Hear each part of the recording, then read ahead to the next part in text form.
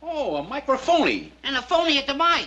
Quiet, numbskulls, I'm broadcasting. The Doctor of Discernment is now online. You know, much like my show, in that it's a local reaction to things that are happening on a federal level. Dispensing a daily dose of common sense. No prescription required. Wow, do I have a boatload of stuff for you, from the crazy to the absurd. Let's start getting into it because, I mean, it is bizarro world out there. And I say, if it's obvious to me, should be obvious to everybody. Oh, wow. Who could have seen this coming? This is the Fourth Hour with Greg Belfrage. Hold on to your butts. Broadcasting from my basement bunker beneath Kello Radio. Welcome to the Fourth Hour. I'm scrambling around. I'm a little bit late because it's a long story.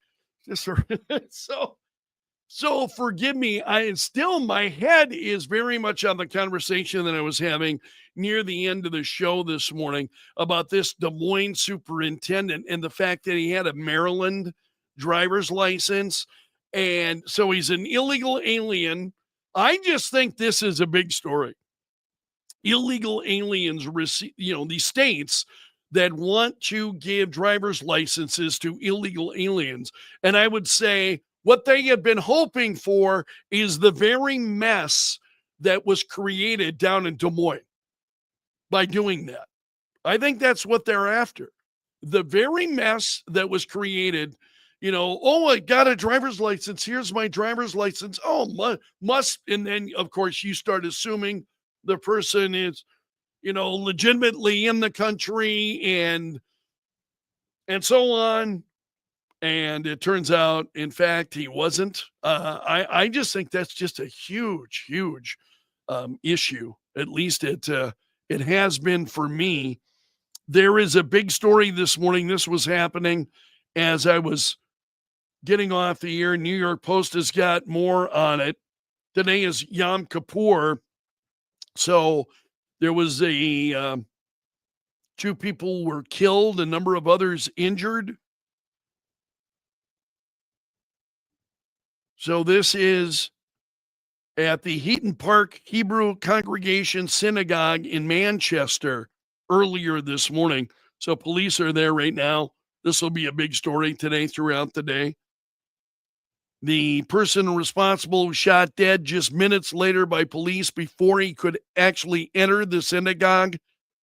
One eyewitness said the second he got out of the car, he started stabbing anyone near him. He went for the security guard, tried to break into the synagogue.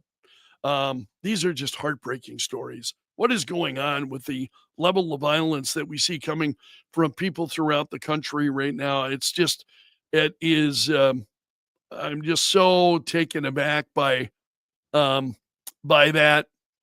Also, so I don't have a ton of stuff today. They're really, with the federal government shutdown, he's worried he's going to get really is the big story. He is afraid of AOC. The Hakeem Jeffries, a clean the fact that so many people lack a sense of humor. We talked about that after 8 o'clock this morning. We have been talking about the fact that video that Donald Trump showed, and I showed it here during the Fourth Hour, that the president had showed of Hakeem Jeffries in that sombrero and that big Mexican stash. The fact that Democrats just have absolutely no sense of humor. Absolutely incredible. And there's AOC right now railing about something. So the federal government will soon begin laying off workers if the government shutdown continues. Russ Vought held a call with Republicans in the House yesterday. He told lawmakers that reductions in force, which means layoffs, were imminent, likely a day or two out, he said. Vought described the move as Democrats forcing the Trump administration's hand after Senate Democrats rejected the GOP's plan to keep federal agencies funded. They voted on it several times. In fact, each time they did, I think more Democrats voted along with them. So they're moving forward with the layoffs in this case. Wants to free everything, and that just won't work. What's Vogt saying about the layoffs? They'll be making decisions later. So that's the thrust of the story this morning. Also, as we're talking about Hakeem Jeffries and that video, which I just thought was incredibly funny. I love the nickname that Steven Cruiser has come up with for Hakeem Jeffries, Hakeem Sombrero Jeffries. Having a rough Schumer shutdown, he writes. I can't say this often enough. I really like being on the side that has a sense of humor. We all know the news has been wretched and awful for weeks. No kidding. You know, you got the assassination of Charlie Kirk, which just, I think, really hit many. That was a gut punch for many of us. Many of us were just devastated by that. So you've got that. And now the federal government shutdown, and I don't get too shook up about it, but there's the press. This is worth sharing again, and I think sharing it with your leftist friends. Look, guys, there's no way to sugarcoat it. Nobody likes Democrats anymore. We have no voters left because of all of our woke trans bullshit.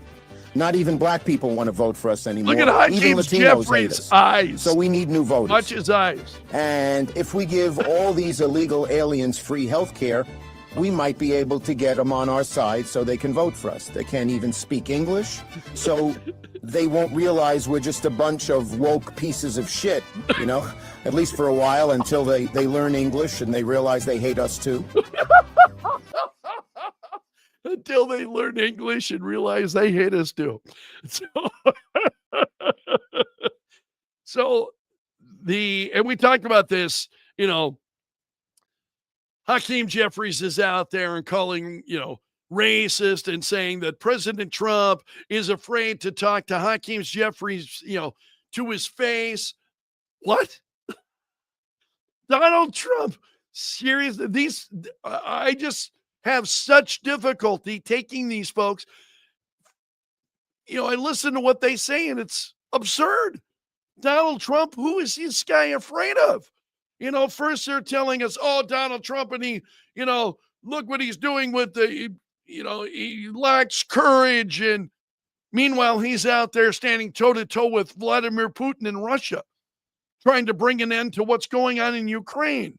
He's out there with, bringing these other countries together and having them sign peace treaties. I mean, it's just absolutely absurd. And then they're out there with these ridiculous reactions to Donald Trump. And okay, so let's assume you're not a conservative. You're not a Republican. You're not a Republican. How can you believe these people? I mean, if you are actually aware of what's going on in the world, and I think that's the key, a lot of these folks aren't. And some are, and I'll use as an example, I have a caller by the name of Art who so poisoned, apparently, his phone calls, his coworkers knew who he was. So he was being recognized at work and so on. So he can no longer use that name when he's on the air. He can't use his real name. So now he's using the name of Shannon. It's the same guy, the same bad take on absolutely everything. And he's very, I don't want to be cruel because he's actually very pleasant to me. He and I talk and, I just become so mystified. So he is apparently gained a little bit of notoriety around his place of work by people who know him. So he had to change his name when he comes on the air. And it's the same bad reasoning, right? It's the It's the same bad ideas. He doesn't, he hears me, he listens, but he doesn't take it in and process it. He just has no ability to be able to process this. I mean, I would hope that because as I do this, I look at things and I revisit things and I think, am I right about this? Is my perspective on this, is this grounded in, first of all, a conservative point of view? Is it grounded in a Christian point of view? I consider all of those things. And there are times that I've changed my mind on various things and I come back, I'm very candid with you about it. I used to believe this and now I'm, over here, and here's why I've made the changes, what I'm thinking. But it is just incredible to me because I will listen to him when he calls into the radio show. And seriously, it's as if he hears absolutely nothing that I say, nothing that other callers are saying, because then other folks, are all responding and they're like, what was that? I'm like, I don't know. It's not me. I don't know what that is, but you see that. And we talked about that a little bit this morning. And forgive me, I'm trying to think of her name. I think it was Crystal. It was Crystal who had called in, and we were talking about some of this nonsense. And she was saying, well, behind closed doors, actually, Democrats are out there publicly saying things that they will not repeat behind closed doors, that they don't actually believe that. Publicly, they say that, but privately, they don't believe a lot of this stuff. And I'm looking at what's going on, and I'm like, well, you know what? They sure have they pulled the wool over my eyes, because I believe them. I believe that they believe these things. I mean, Elizabeth Warren, anybody actually believe that she, behind the scenes, is not a raving, left wing? You watch these folks on MSNBC, AOC, I believe everything they say. I mean, that they're sincere about it, that's their point of view. I don't think they go behind closed doors and suddenly have a different point of view. And where all of that comes from, I just sit and I'm like, what is this? What is going on? And that's the difficulty that I have. I don't know if it's just my age. The events that we see transpiring, I think it's really important that you and I have the ability to keep our sense of humor, that we retain a sense of humor about a lot of these things and be able to laugh, not only at Democrats and the left. I mean, to be able to laugh at ourselves, to be able to laugh at Donald Trump, to be able to, or whoever, Ted Cruz or whoever it may be, to have the ability to be able to laugh. And when you see things, I have seen memes, I have seen videos of Donald Trump that are that are ripping on Trump in a lighthearted way, and I laugh. I find them funny. It's like, hey, that's a pretty good take. You see none of that on the left. Hakeem Jeffries is out there, and Mr. President, if you want to talk about me, you talk to me face to face. You talk to me in the Oval Office. Is anybody in the country really believe that Donald Trump is afraid of anybody? That he is afraid to say what's on his mind to anybody? I mean, what? And that's Hakeem Jeffries. It's just the absurdity of that. I just can't get past it. And I think, do people really take themselves that seriously? That they just can't laugh. They don't see the humor. Everything is life and death, and it always is. With the left, it's always, life and death. And this government shutdown, they're out there, how devastating this is going to be. Really? Really? Is your life any worse today than it was yesterday, the day before? I mean, the federal government's been shut down for several days. I'm still here. The roads were open this morning. Stores were open as they needed things. I mean, just this panic, this hysteria, this constant overreaction to absolutely everything. I just think it is a little bit much. It's just way too much. Kathy agrees. She says part of the problem today, no one can laugh at themselves anymore. No one can take a joke. Yeah, absolutely right. Some are absolutely bad stuff crazy. Some toe the party line because they're incapable of independent thought. And that's and I appreciate that. I want to be able to think independently. Yes. Do I agree with Republicans, generally speaking, and their platform and so on, and the positions that they take? In large part, I do. Absolutely right. I would say an issue where I would be out of step with perhaps a lot of other people would be when it comes to life, that I'm not a big proponent in the death penalty. I've not been a proponent of the death penalty, but that is my Catholic faith that's saying, okay, I respect life from conception until death, right, until a natural death. And therefore, now that doesn't mean I'm shedding tears when we see some really heinous folks who wind up, the state winds up taking their life. But generally speaking, I'm not in favor of the death penalty. You got to be able to look at things, I think, from your own perspective and your own point of view. Yeah, Steve's talking about Art, who goes by Shannon now.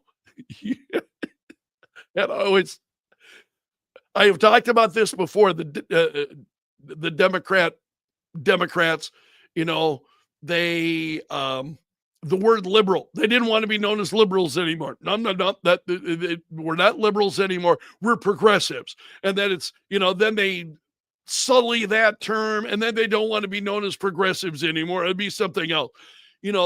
I have seen them, I don't know how many times they have changed okay, we want to be called this now. Problem is, it's the same toxic ideas, right? It's the same toxic ideas. So you polluted the name, being known as liberals for a long time. You polluted that so badly that you don't want to be known as liberals anymore. And what they don't understand, it's not the name. It's your ideas. It's your failed, terrible, rotten, awful ideas that people are rejecting. That's what they don't want. So they change their name and, try to dress it up that somehow we're something new, something other than what we are. I hope you come away from whether it's the radio show or these videos, with the understanding that this is who I am. This is totally who I am. I don't say anything on the air that I don't believe. If I don't believe it, I don't say it. I just really don't. If it's something I'm not comfortable talking about, I don't talk about it. If it's too private for me, I leave it alone. If it's, and part of it's a morning show, so I try to be a little bit more gentle. It's hard to tell some days. It's hard to tell because we live in these chaotic, crazy times. I would like to do a radio show that wasn't always life and death. But everything we get to anymore, you have assassinations like Charlie Kirk's killing. The world that we live in has fundamentally changed. And I think being able to do that lighthearted, and some folks do, not me. That's not who I am. I just can't, because I go in there each day with the understanding that there are certain, and this was especially true during the Biden administration, especially when the Democrats are in control, because then the media is out there stifling stories as hard as they can, right? And I thought, hey, folks got to hear about this. Folks need to know this. This is, whether you and I agree or disagree, that's your choice. But I want to make sure you know about it. And then you can go learn more, if it's something that interests you or doesn't. But I feel a real responsibility as somebody who's, on the air each day, to bring those things to you. And then you do with them. That's the beautiful thing about freedom. You do with them whatever you want and whatever you think and whatever you believe is best for you, your family, whatever. But it's just so so crazy. What's Steve talking about here? Trying to look at some of your comments. Oh, John is here. Morning, John. Good to see you again, my friend. Glad that, sorry, life is taking you away from us here for a little bit, but I totally understand. Denise, good morning. You have the option to register when you get your license, but it's not automatic. There's no option to put your party so you don't automatically get registered as a Democrat. Yeah, that'd be something I'd be very concerned about. And I was a Democrat. I remind you, I was a Democrat for a long time. Grew up in a Democrat family, and I respect, but both my sister and me have really moved to the right, and whereas my mom and dad were very much Democrats, but the Democratic Party that my dad belonged to, it was my dad's birthday yesterday, by the way. I went up, had a really nice, just the two of us. And I hadn't done that for a long time. Just went up and had lunch with my dad, the two of us, up in Del Rapids. That's where he lives. So I went up there and we went to the bowling alley, had a really great lunch yesterday, and just the two of us talking. Then went back to his place, sat out on the patio for a while and talked. And it's just really cool. And one of the things we don't talk about politics. We just don't. We don't talk about politics and all of this stuff. And I hope you do the same, that with your families. And for some of you, I know it's really, really difficult because you have some family members who want to create those obstacles. We've talked about that before. It's your family member who wants to make it a big issue and they want to come after you for what you believe. That would be really distressing to me too. If I were to go to a family event, and I've had it happen, on the other side of the family, not in my immediate family, but when I was married previously to my first wife, and she shared my conservative values. We were both very conservative. In fact, when I met her, she was far more conservative than I was. But I picked a lot of that up over time. But you would go to an event, you would have family, and they want to discuss that. And I thought, I'm on vacation. I don't want to be talking about this stuff. I don't, that kind of animosity. Some folks just seem to be so, they just live for that, that. And Dad and I just had the greatest time yesterday. Politics never came up. Great to see him on his birthday. But I'm always a little bit distressed, and I feel badly for folks, for those of you, because I know some of you have. We've talked about it before. I've seen your comments, as we've discussed it on Facebook and whatnot. And, it's heartbreaking when folks say, yeah, I just can't. I just can't. I can't go to these family events because, folks, they want to fight and they're just absolutely unreasonable. And I think especially around Christmas, when you have folks who are behaving that way, it's like, the whole season is about Christ. It's about love and forgiveness and, all of these things and the birth of God and God being among us. And you want to fight? For so many of us, I think that just is that's a non-starter right there. All right. I'm just railing here this morning. Oh, heavens.